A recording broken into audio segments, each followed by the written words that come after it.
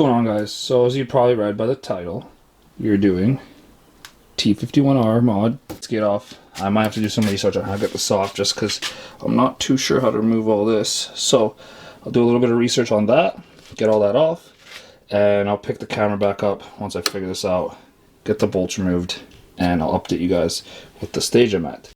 So guys, I got that little C-clip removed.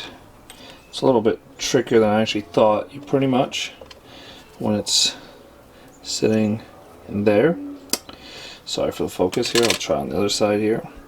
You pretty much, what you want to do, if I can spin this guy around, is you want to take a flathead, push it in the hole, and twist out. Or you can push out. And you want to do kind of both sides at the same time, like one, and then two, and then eventually it'll kind of just slide off the top of there. And once it's slid off, you just pull it off, and that's where I'm at now. Is essentially it was sitting there, removed it, took that off. There you are. Turbo has been removed, and that is the final look right there. So you got the wastegate out, you took out those bolts. So now for the next step, for this one I'm going to do 3 holes. I think it's the best way to do it. I'm thinking 1, 2, 3, kind of like a little diamond pattern. And yeah, then just sand them down, clean it up. I do want to clean up the inside of this turbo. You can kind of see all the old grease and stuff. Same thing with the front side. It's not the prettiest, so we're just going to spend, you know, a little bit of time cleaning up. So the holes are all drilled. You got 1, 2, and 3 there. And I try to do like a little bit of a triangle pattern. I know it looks weird from this angle, but I try to do it kind of like a little Dorito.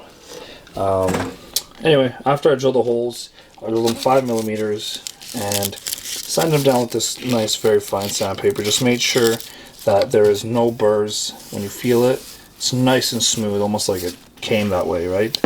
Now, if you need help measuring and knowing how deep you gotta go, I suggest you put a little piece of tape.